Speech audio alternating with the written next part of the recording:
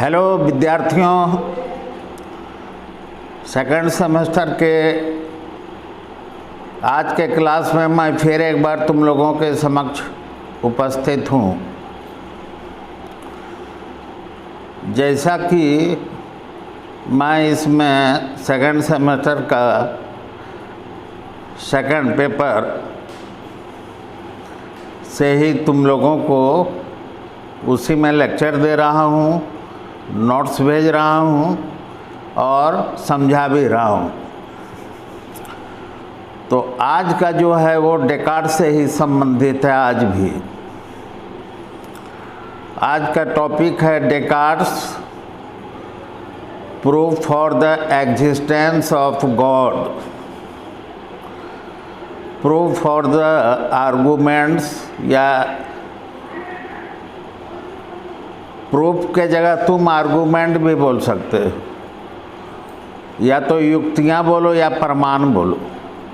तो डेकार्ट्स ने जो ईश्वर के संबंध में, ईश्वर के अस्तित्व को सिद्ध करने के संबंध में, ईश्वर की सत्ता को प्रमाणित करने के संबंध में जो उन्होंने युक्तियाँ पेश की, आर्गूमेंट दिए, या जो उन्होंने प्रमाण पेश किए, जो उन्होंने प्रूफ दिए, उसी को हम कहेंगे, एक बार मैं फिर कह देता हूँ,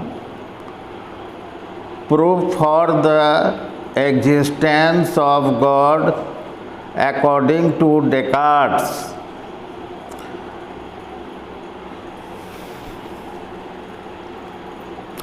जैसा कि मैंने विगत क्लास में बताया था कि डेकार्ट जो थे वे बहुत बड़े वैज्ञानिक तो थे ही, गणितज्ञ भी थे, ज्योमेट्री के भी जानकार थे और दार्शनिक तो थे ही। दर्शन में उन्होंने जो प्रत्ययों के बारे, आइडियाज़ के बारे, विचारों के बारे जो अपनी अवधारणा को पेश किया था, उसमें उन्होंने 3 तरह के प्रत्ययों का उल्लेख किया था।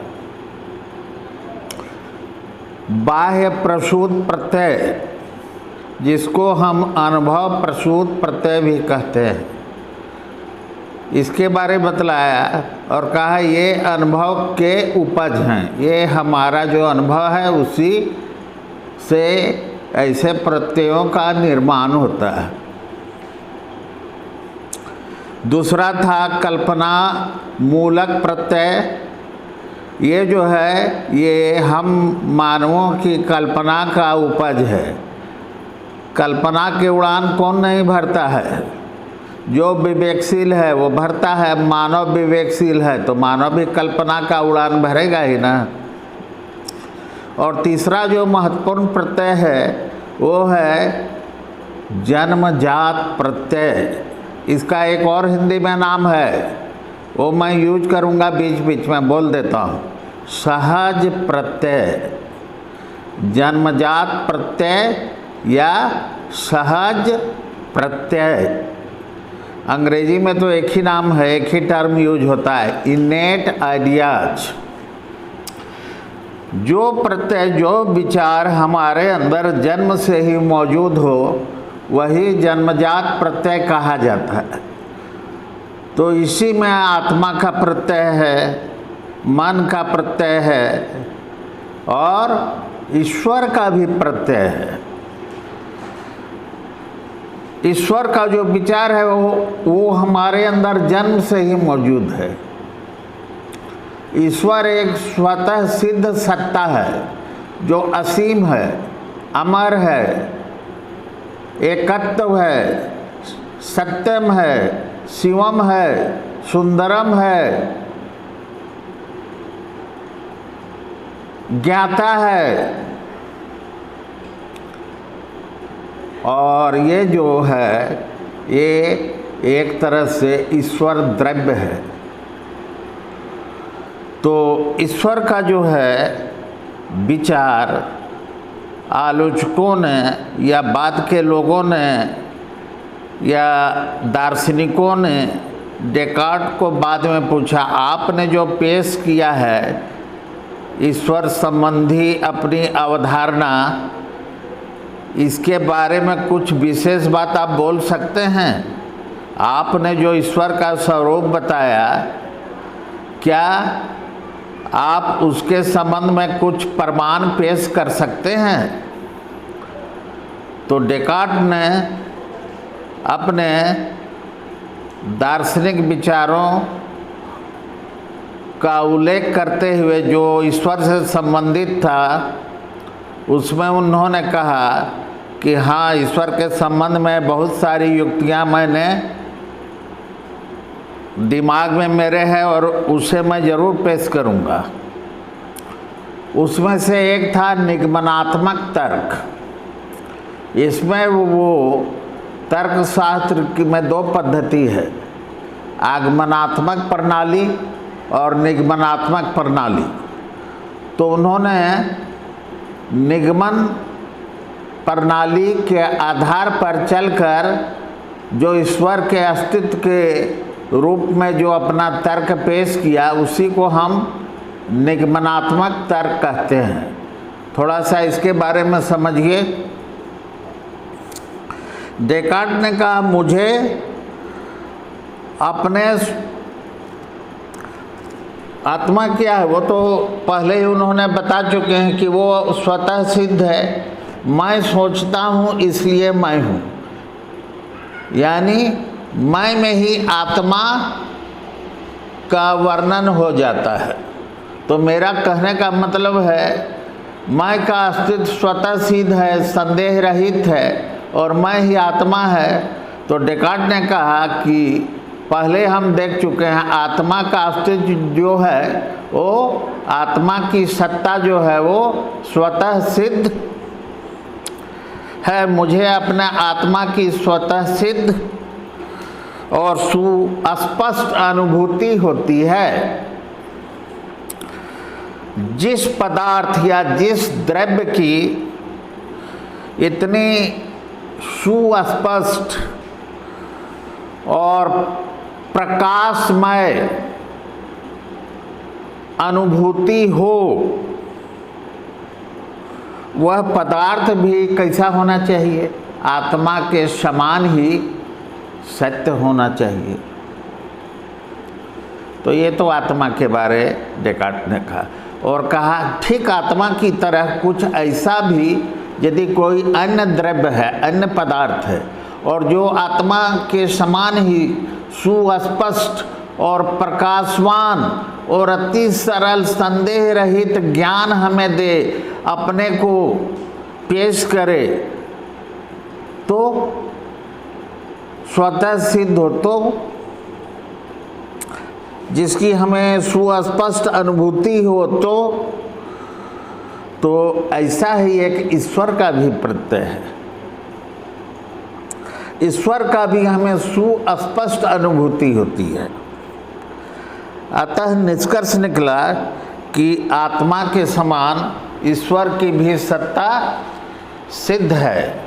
तो ये हुआ डेकार्ट का ईश्वर का प्रमाण को पेश करने का पहला जो युक्ति था, निगमनात्मक युक्ति, यानी निगमनात्मक तर्क। डेकार्ट ने जो ईश्वर के अस्तित्व को सिद्ध करने के लिए दूसरी युक्ति पेश की, उसे कहते हैं कारण मूलक तर्क। ईश्वर के अस्तित्व को सिद्ध करने के लिए कार्य कारण संबंधित युक्ति। डेकार्ट का कहना है कि कार्य कारण नियम भी एक जन्मजात प्रत्यय है। कार्य कारण के नियम के अनुसार प्रत्येक कार्य या प्रत्येक घटना, प्रत्येक इवेंट का कोई न कोई कारण अवश्य होता है। इसलिए ईश्वर संबंधी विचार जो एक कार्य है, एक घटना है, का भी कोई न कोई कारण अवश्य ही होगा। ईश्वर के प्रत्यय या ईश्वर के विचार को हमारी इंद्रियां उत्पन्न नहीं कर सकती। इंद्रियां कितने हैं? 5 हैं। आँख, कान, नाक, जीभ, त्वचा। इससे जो हमें ज्ञान प्राप्त हुआ वो हुआ ऐन्द्रिक ज्ञान। तो इससे जो ज्ञान प्राप्त होती है वो सीमित होती है। तो इससे हमें ईश्वर से संबंधित ज्ञान का कारण ऐन्द्रिक ज्ञान नहीं हो पाएगा, क्योंकि इसकी पहुंच बहुत सीमित क्षेत्रों तक है। और इंद्रियों का संबंध सिर्फ वर्तमान तथ्यों से है। इन सीमित इंद्रियां असीम सत्ता के विचार को पेश नहीं कर सकती, सिद्ध नहीं कर सकती। फिर इन प्रत्ययों का कारण हम भी नहीं हो सकते, हमारे माँ बाप भी नहीं हो सकते, क्योंकि हम लोग अपूर्ण और ससीम प्राणी हैं। और ईश्वर का प्रत्यय जो है, ईश्वर का जो विचार है, वो पूर्ण और असीम का प्रत्यय है। पूर्ण एवं असीम प्रत्यय उत्पन्न करने में असमर्थ है हमारी सोच। दर्शन का एक आम सैद्धांतिक बात है कि कार्य और कारण हमेशा बराबर होना चाहिए। तो यहाँ दोनों में बराबरी वाली बात भी हम नहीं पाते हैं।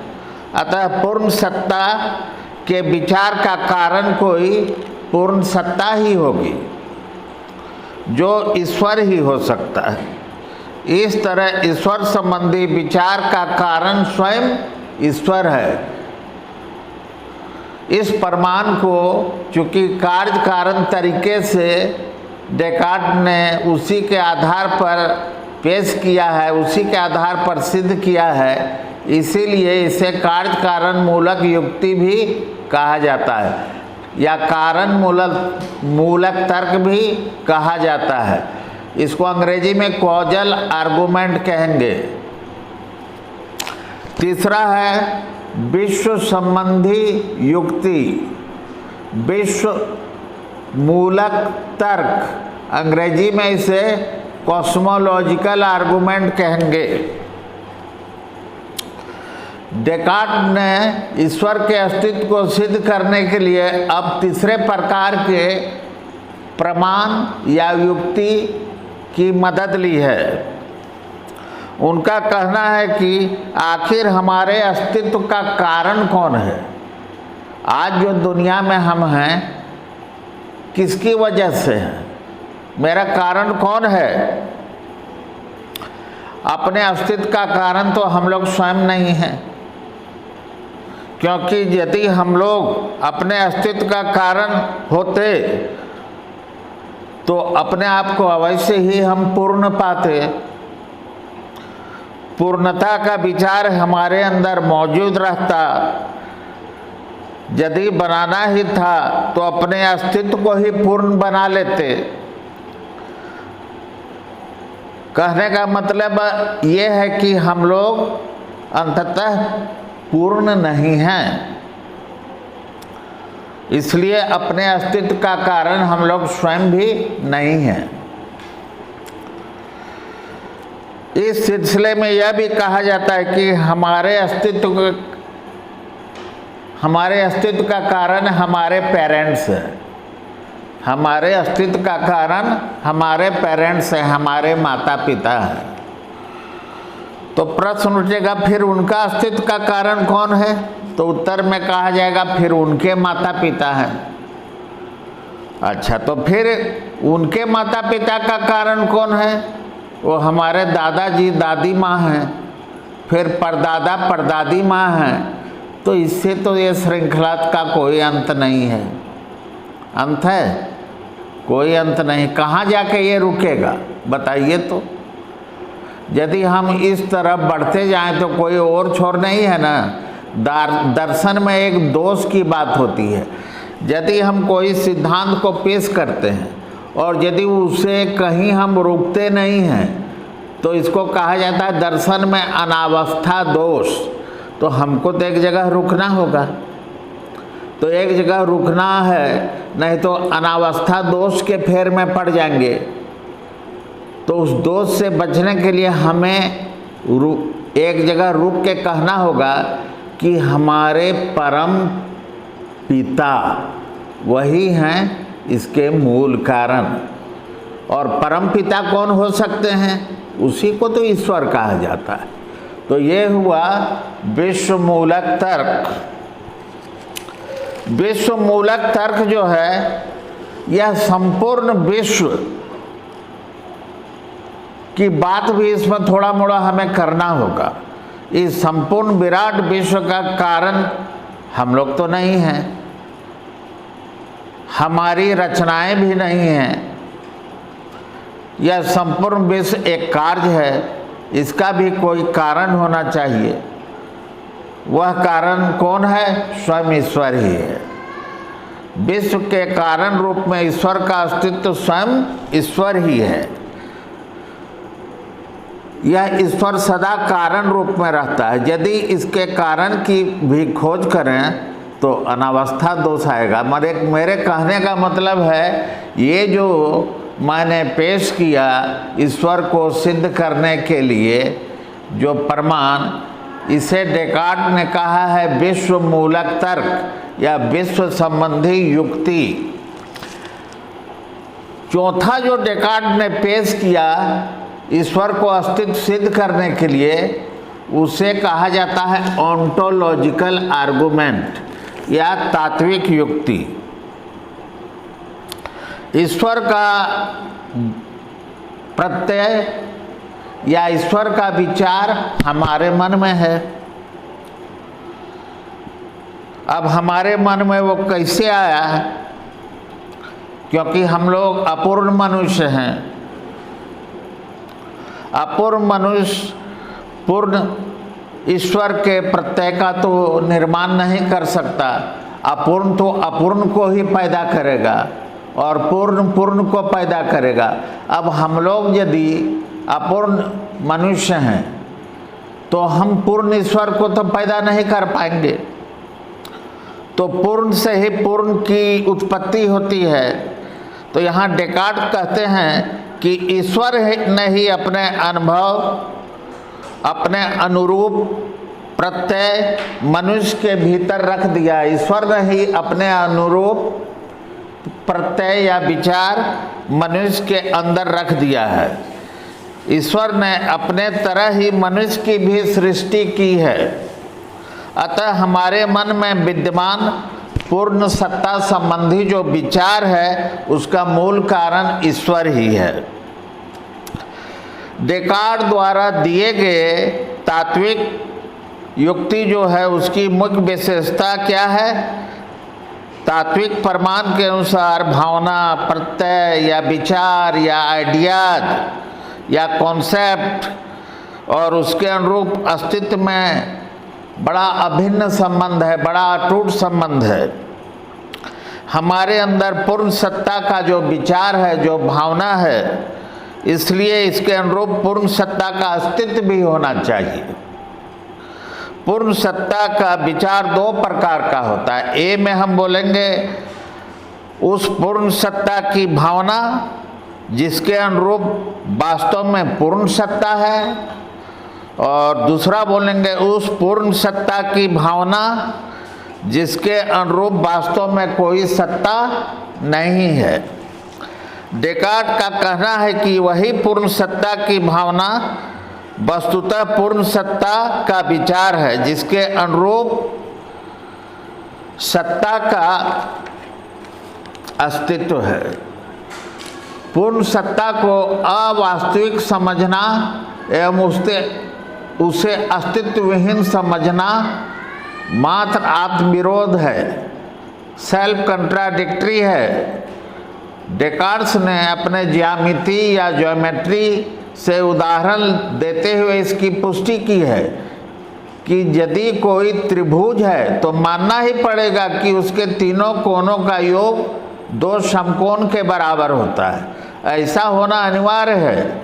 जिस प्रकार हम कोण, त्रिभुज और ज्यामिति की परिभाषा को स्वीकार करते हैं, तो हमें यह भी स्वीकार करना होगा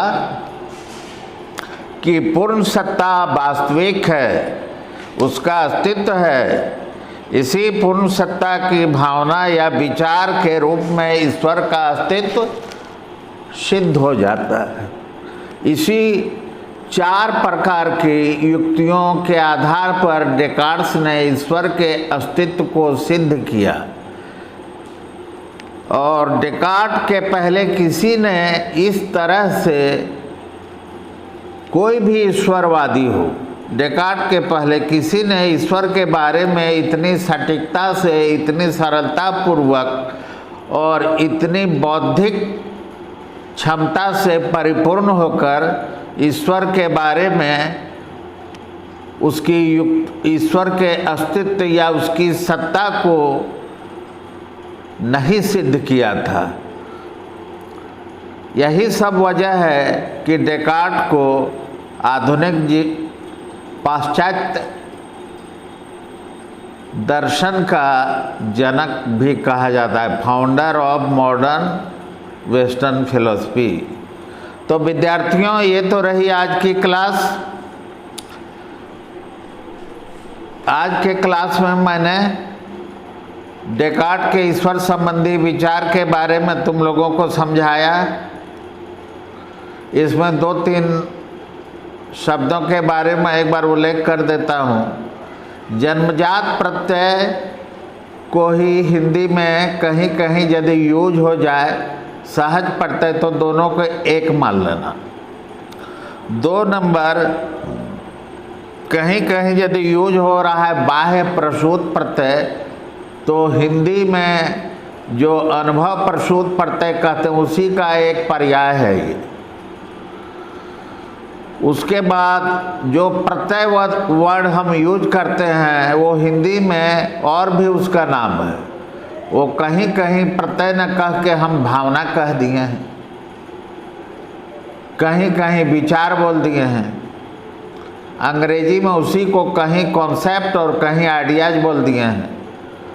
तो ले दे के इसको तुम अलग मत मानना, ये एक ही है। उसके बाद इसमें 4 जो बेस है, तर्क जो है, प्रमाण है ईश्वर संबंधी, वो दिमाग में रख लेना। निगमनात्मक तर्क, डिडक्टिव आर्गुमेंट पहला।